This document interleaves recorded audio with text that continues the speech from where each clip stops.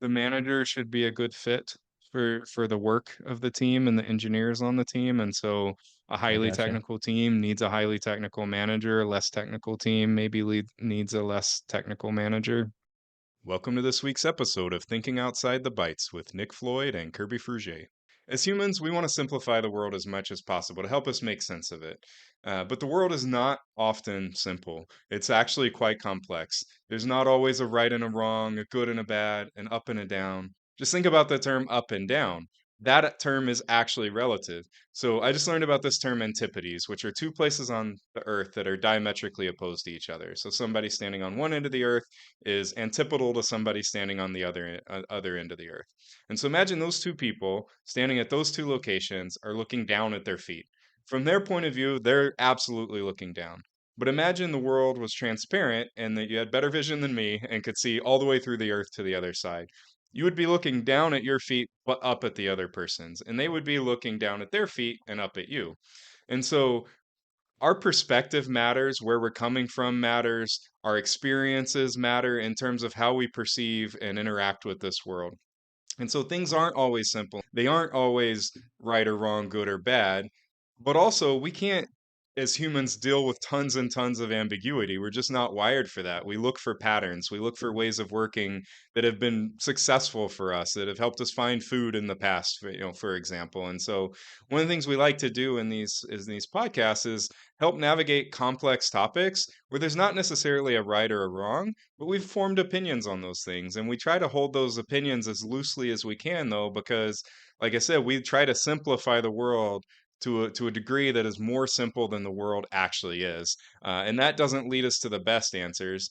But we can't really navigate this world without finding patterns, and so that's some of the ambiguity and complexity that we all have to deal with on a regular basis. And one of the things we want to cover in these podcasts is ways of navigating that, patterns that we have seen in our own careers that have worked, but we're also open to the fact that we might be wrong on these things and that situationally we will be wrong on these. And so we would love for you to add some comments down below to continue this conversation with your own experiences, to add to kind of a collective knowledge around this stuff. So please leave comments, please like and subscribe. It'll help us out a lot. And I hope you enjoyed today's episode. Let's go. Today, we're going to be talking about engineering managers and how technical should they be? Should they be diving deep with their team? Should they be more hands off? Should they be people who were engineers by trade or people who haven't written code? To what degree that should they get involved and when? And what implications does that have on things like team autonomy? One of the things I've been thinking a lot about, and in a situation I've encountered a lot, is different types of managers. So some Mm, of them are super technical. Some of them have never been an engineer themselves, but they're put in a position where they're leading a team of engineers. They're usually partnering with a product counterpart, and together they make a with product and design and engineering make up the leaders of a triad in a modern product company. mm, And so you tend to have a set of engineers, a designer, a product manager, and an engineering manager, and sometimes a lead engineer, depending on the setup the team. That kind of constitutes a product team in a lot of organizations. And one of the gotcha. things I've run into a lot is the question of how technical should the engineering manager of that team be? Should they be Mm, former engineers? Should they be uh, people who understand the tech, but not enough to like look at code? Should they be doing code reviews? There's all sorts of opinions on that, and I thought it would be kind of okay. fun and interesting to dive into how technical should an engineering manager be.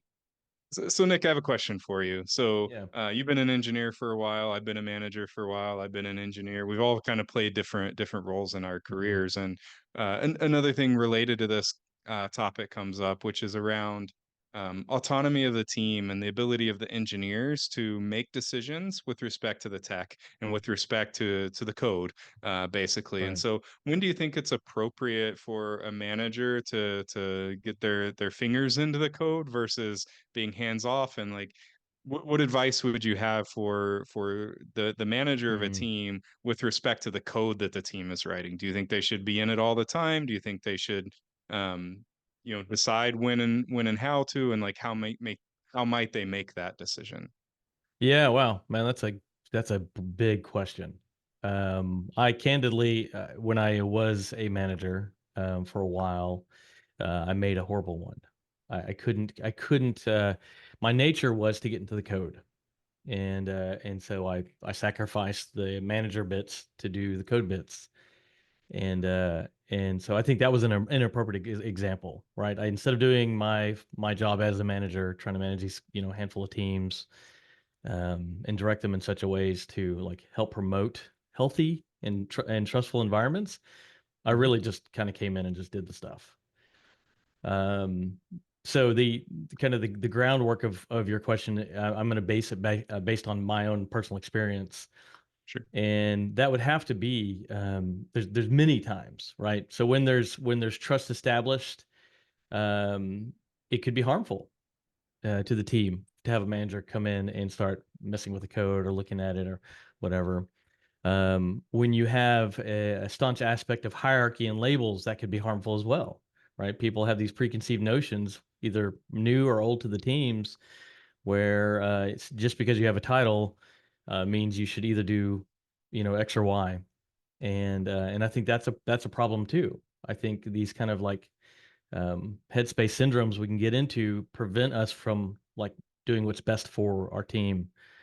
And so, yeah, allowing that even saying that, like even seeing that word, like allowing a manager, like who would I be as a person on the team going, no, you may not have access to the source. I'm the lead engineer and don't touch it. So we build these artificial walls. I guess what I'm trying to say. We build a lot of artificial walls, um, and we all have opinions about what's best and what's not best for our code and in the environment. And so I think anything that promotes health and trust. This is going to be so nebulous, by the way. Anything that promotes health and trust on a team in terms of getting what needs to be done. I think I think you should have a bit of carte blanche there. I say anything that then deconstructs those things or takes away from health or or seeks to promote self. I think those are things you should not do. Those are things that where if a manager steps in and just like me has an itch that he can't scratch because um, his role, his title is something else. I don't think that's very healthy. I think that's damaging. You have to know when to flex particular abilities. Whether doing something technical, leaning into that heavily is the appropriate time and need, or making sure that your team has the agency to do that. Yeah, and I think it's really important in those moments where the manager is getting into the code a bit that they are very thoughtful about that because one of the things you really don't want is you don't want an environment where the team feels like the manager has to be involved in all the decisions of Mhm. the team with respect to technical decisions because I think in that case then you're not empowering the engineers to become leaders in the team as well. And so that's something really to be careful of is that very intentional if you're making that decision to get more involved in the code to Mhm. not set it up such that you're that person and Yeah. because I think whether we like it to or not when you're in management and you're doing people's reviews and you're making decisions on pay raises and all of those kinds of things, there's a certain kind of weight that comes with that that in an Yeah. ideal world wouldn't exist, but in a practical reality does exist. And so you got to be kind of careful, Yeah. I think, that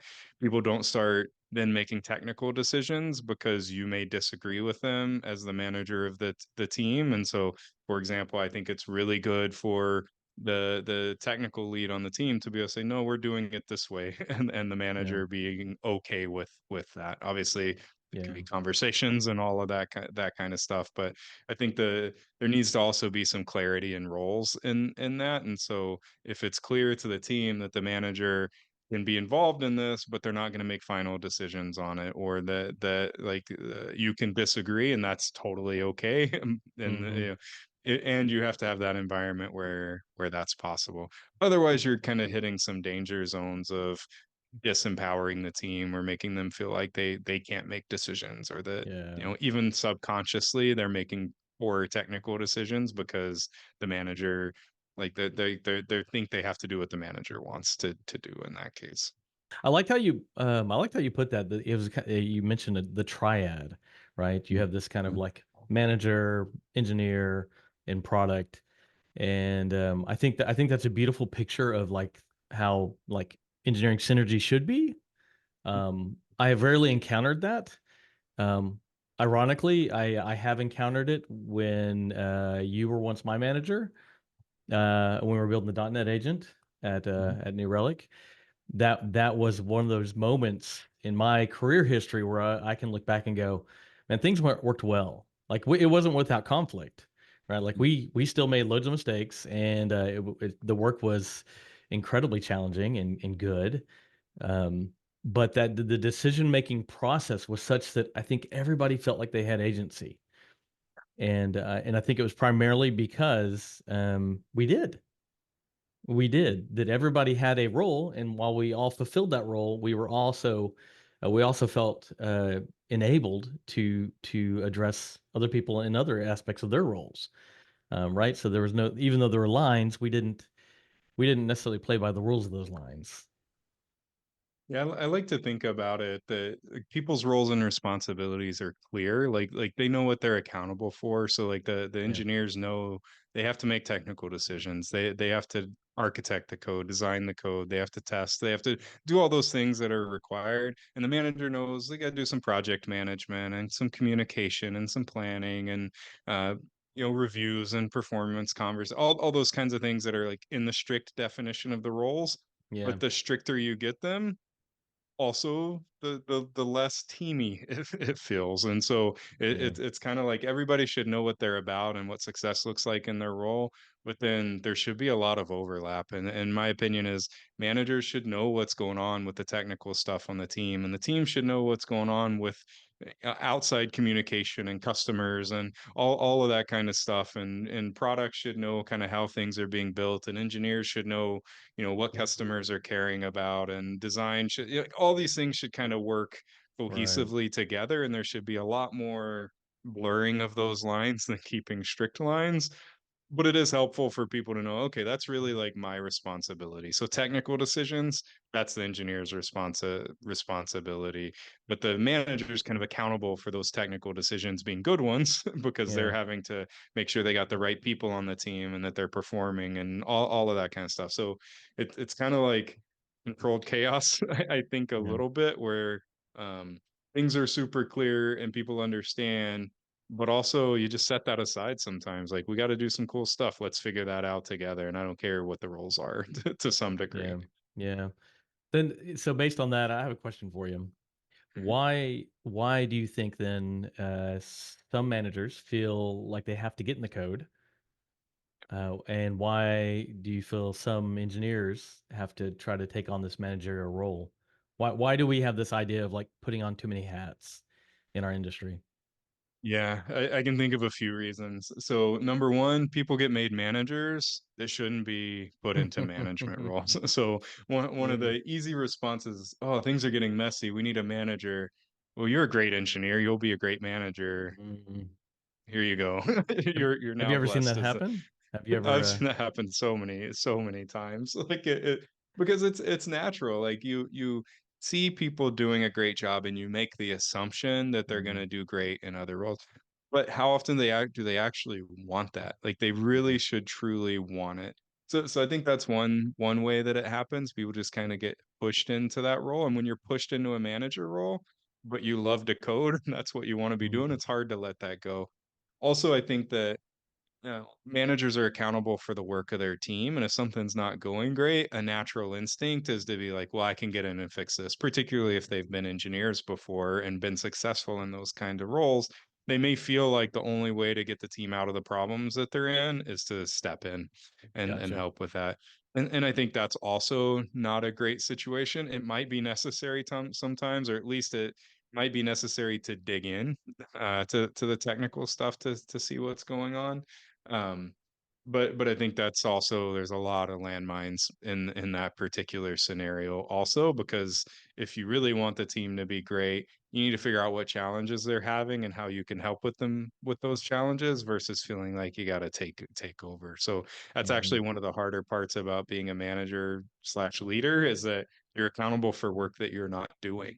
And that's a really hard leap to make when you're making that shift into that new job, is to be like, well, like my tail is on the line. If something goes wrong, I'm the one Yeah. that's gonna lose my job over this.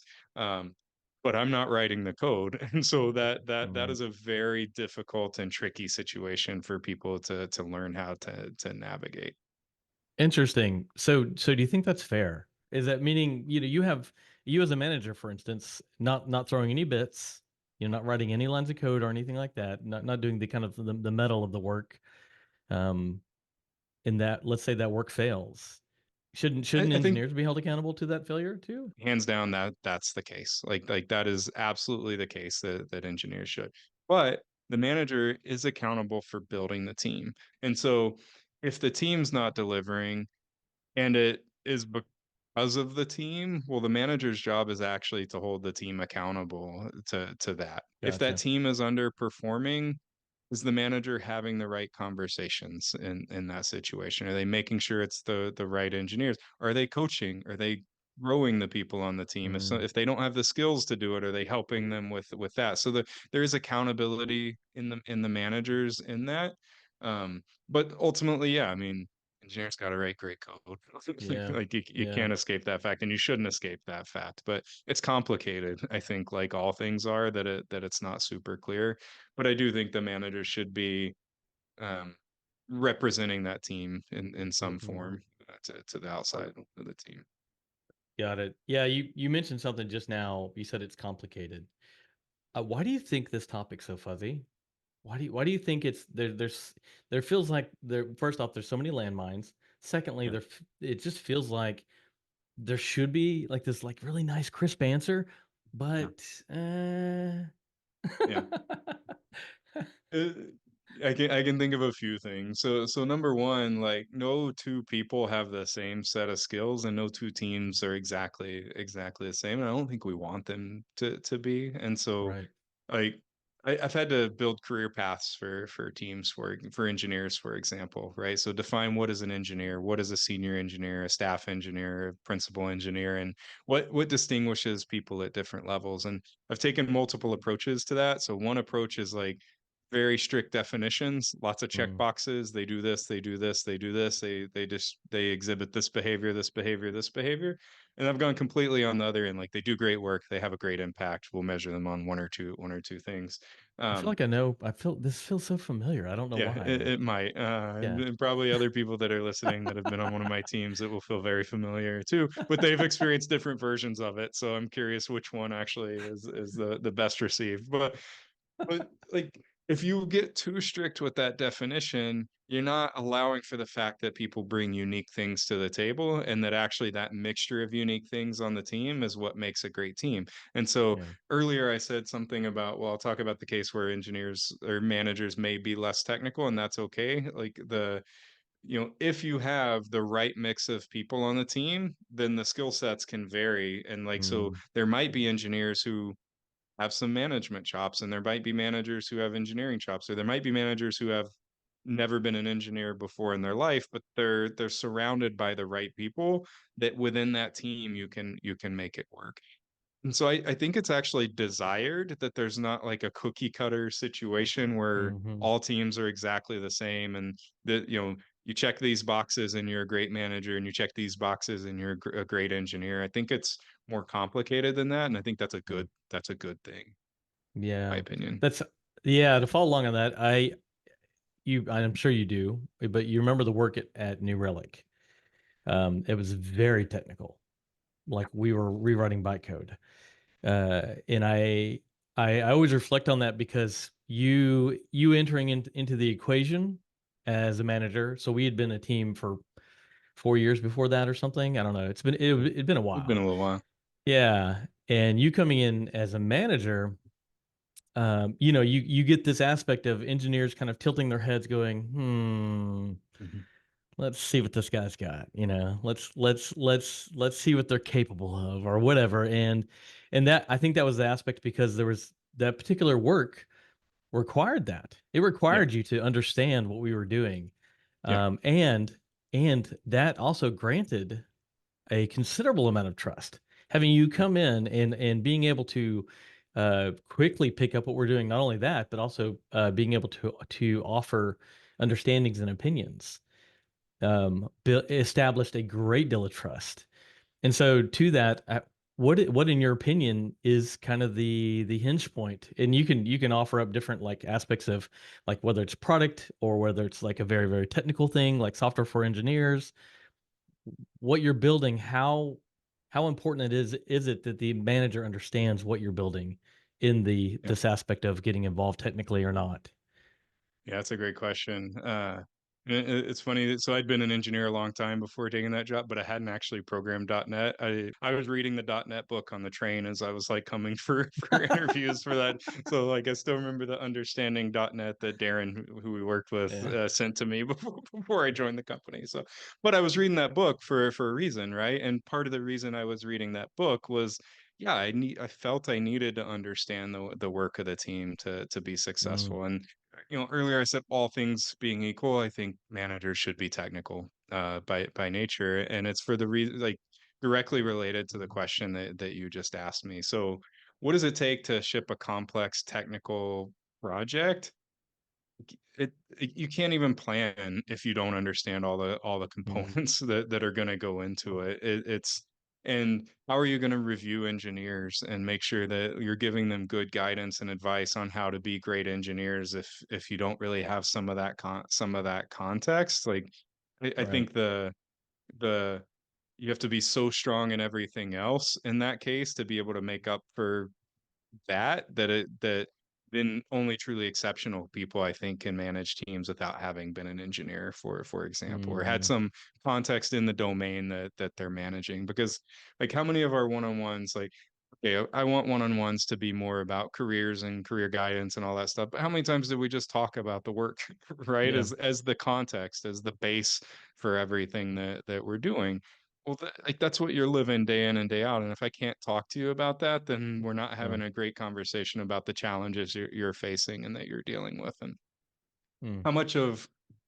our career, like how much of your career have you spent solving tech debt or dealing with some like problem that in an ideal world wouldn't be a problem that you're having to Yep. deal with, but is a Yep. problem because that's the reality of software Yeah. development. Well, if the The manager majority of it. Yeah. Yeah. exactly. And if the manager doesn't understand the depth of that challenge, then Mm. it's going to be like, well, Nick's a terrible engineer. Like the guy can't even like ship any code. Look at like or every time he's committing something, something breaks in an unexpected area. Like Mm, he must be really bad at his job or something like that. But having some of that context helps me better empathize and better understand like the problems that you're dealing with. So then I can also then go talk to the rest of the business around, yeah, this thing that we're going to work on, it's going to take about 30% yeah. longer than Yeah. we thought because we're going to be dealing with this challenge and this challenge.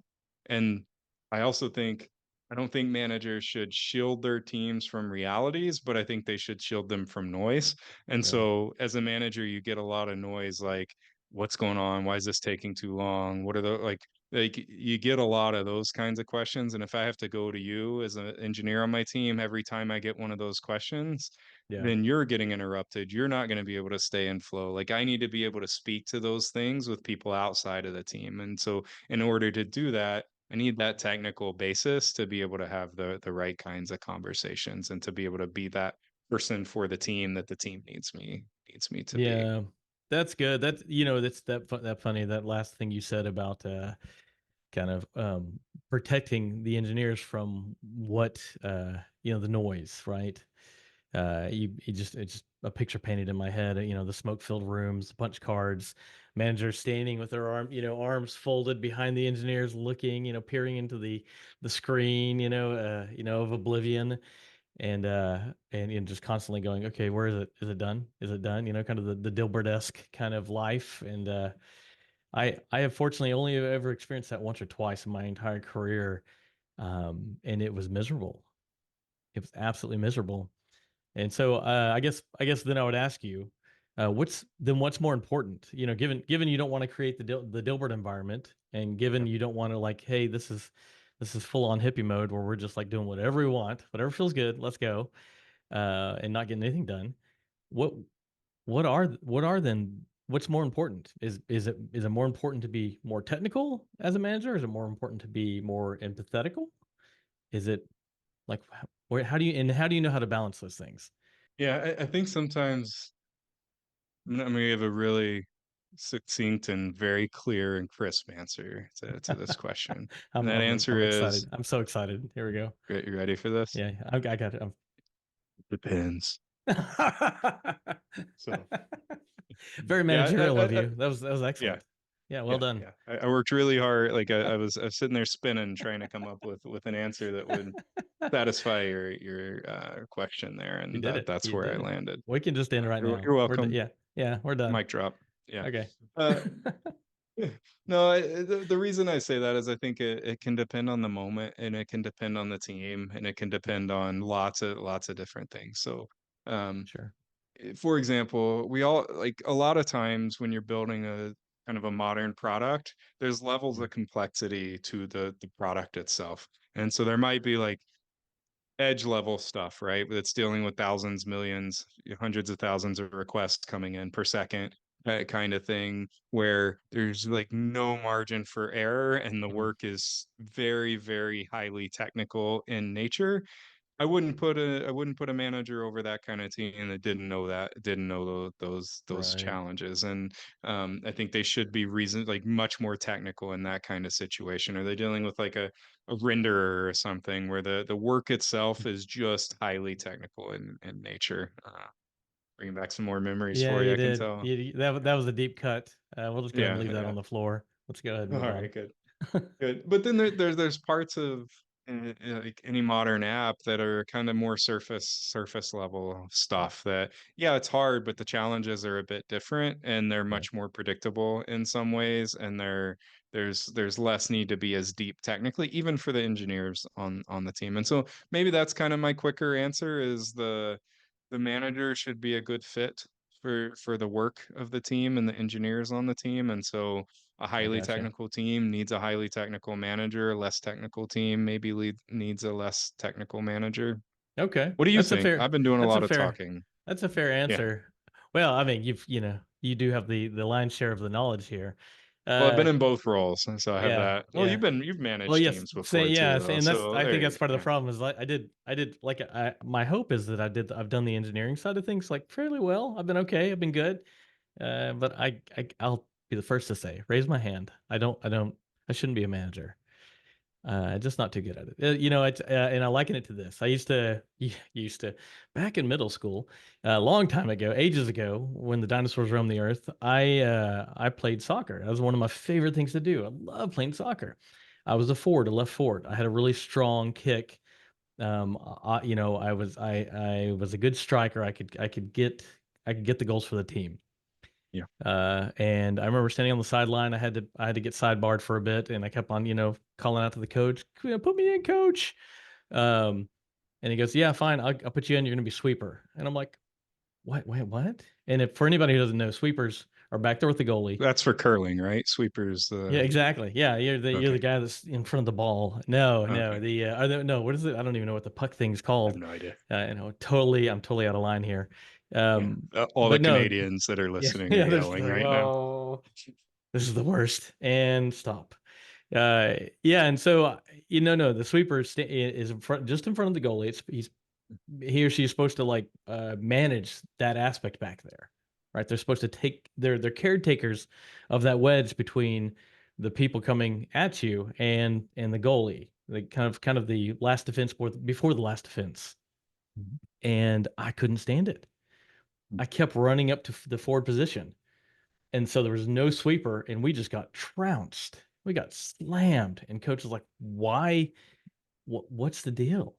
And I'm like, "Well, why'd you put me as a sweeper, man? You know my tendency is to be a forward. Like you know where I belong. Naturally, this is where I belong." And you kind of side, but then like we asked him, he was like, "You know what? You're right, Floyd. You know, um, that was my mistake. I should have never put you back there as a sweeper." From that day, it's so funny because that story just always rattles in my head whenever I think about me being a manager. Mm. Is that CEO, CTO were like, "Hey, we need you to fill this role. I know you're the architect right now, but we need you to manage these three teams. We got to get this product out the door." It was a startup that had been doing where we've been doing really well. Um, and I said, "Yeah, yeah, I got this. I got this." Hubris abounds. Like I'm all in. Hmm. And man, sure enough, I got in there and just like stuff was happening and we were gyrating and I was writing code across like all, and I was helping and and then it all fell apart. And it all fell apart because I was so busy writing code, trying to fill a technical leadership role that I forgot to fill the needs of the teams as a defender, as someone who's coming alongside these people in empathy. I was the iron fist, right? I was ruling strongly, and there was no one left to rule in compassion or empathy or understanding. And there was no one left to communicate the responsibilities of the organization and the dev team. There was no one left filling these crucial roles. And so effectively it just all collapsed. Now, I mean, we recovered, which is great and everything, but I do believe that that point forward in my career was years ago. I finally understood why managers are important. I Yeah. finally I had this empathy and understanding of because beforehand they were just the people who filled out the paperwork and did the stuff and gave reviews, made me write up my like what did I do this past 6 months, Yeah. and we kind of groan about these things, but um, and I hope this touches somebody's heart, but you have to understand that there's a degree of self-sacrifice and service that you must have as a manager. Yeah. This aspect of making sure that you promote others' careers even before your own, even. And I wish at that time I was good at that. I wasn't. Yeah, I think you touched on a couple actually really interesting things in there. One is the skills and the capabilities, right? Like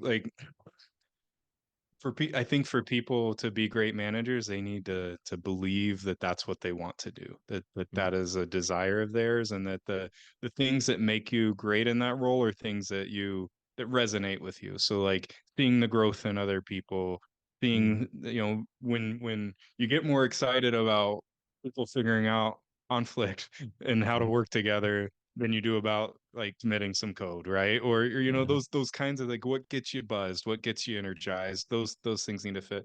But it's also not just about that. It's literally if you're spending too much of your time on technical stuff, Yeah. there's not time to do all of those things either. Like nobody can do all of that at the same time. And so I think if you're trying to wear both of those hats, be the player and the coach at the Mm, same time, in certain very limited circumstances that can work. But usually what ends up happening is you become less of a manager and more of an engineer, or you mm, become, more of a manager and less of an engineer. Like you just can't be split all of those ways, nor can you be really good at both of those even if you have the time to do both, because you pick your career, and to be great at it you have to invest a lot of yeah. yourself in that. Like becoming a great engineer is more than a full-time job. Becoming a great leader and manager is more than a full-time job. And I think if you're trying to split between those two things, you're not going to Mm, succeed at either. And so maybe another way of thinking about it too is whether you're like a technical leader or a manager, in like an engineering manager, you probably need to be able to wear both hats enough to be able to have great connection with the person wearing the other hat, yeah. but you shouldn't be spending your time doing the job of that other person, Yeah. or you're not going to have time to do your own job great, nor are you going to be doing a service to the team, because you're um like it creates a lot of weird unnatural situations, I think, where people feel like their autonomy gets taken away from them, or like Mm, the best ideas don't necessarily rise up the way that they should. yeah. What do you think, man? What do you think the earmarks, the indicators, maybe the litmus tests of when you see that castle crumbling, right? This aspect of the manager trying to do both, right? Kind of being kind of yeah, being master of both is being master of none. And what do you think some clear indications, whether it's for this individuals who may be like listening and just kind of like, am I that person, or other people who are trying to help, you know? those individuals? Yeah, it's a great question. And I've actually been in this situation too. So there was a time where I was writing code and managing a team at the same time. It was a different code base than the people that I was managing, so I was skirting No, some of those nice, landmines nice. there. But nevertheless, like it's gonna sound like funny, but I was having too much fun writing code Mm, in that moment in time. And my brain was naturally like what was waking me up at night at that moment was the code that I was writing, like an idea that I would have. And so what I was finding is that my brain was so much chasing that particular part of the job that I wasn't spending the time and mental energy on how's Nick growing or like yeah, what how is that part of the team being successful? And so I had actually that light bulb moment of where is my brain actually spending the right. most mental energy? And I think if you're self-reflective enough, I wasn't until I had that moment, but if you're self-reflective enough, you could just ask yourself like where is most of my mental energy being spent? Another thing that you can and should ask if you're a manager of a team, you should be getting feedback from your team pretty regularly, just as part of your job. And so, if they're saying, "Hey, you don't feel like you're there enough for me in that role," then you're probably not spending your time the right way either. On the other hand, I think that there's also the opposite side of that equation where it's easy to spend all your time on the soft stuff as a manager Hmm. and not be like in the depths. I think they should look at code from time to time. They should review code for the sake of like guiding and coaching and mentoring and helping the engineers on their team. But I don't think they should be the one that does the approval for example, because again, that kind of creates that engineers seeking permission from their managers to do their job, which I don't think is Oh, great. But on the other hand, like mm, the manager should not be totally divorced from the work of their team. And like looking at code helps you kind of get a feel for how that person's doing. How are they growing? Are their PRs getting lots of feedback? Are they giving lots of feedback on PRs? Like their interactions with pull requests can tell a lot about how they're doing mm, as engineers on the team, and thus they feed into performance conversations and all that stuff. But again, lots of landmines there, things oh, to be careful of. But I think it's an anti-pattern for managers to review code and be the one that does final approval at least, because then it feels like, oh yes, I agree that this is okay, and like right. that's not I anoint necessarily this it. pull request. Yes. Yeah, Yes, and people will seek it, right? And like I would much rather them just say, yeah, ask a technical leader on the team to review it, and if it's good, you merge it and you move on.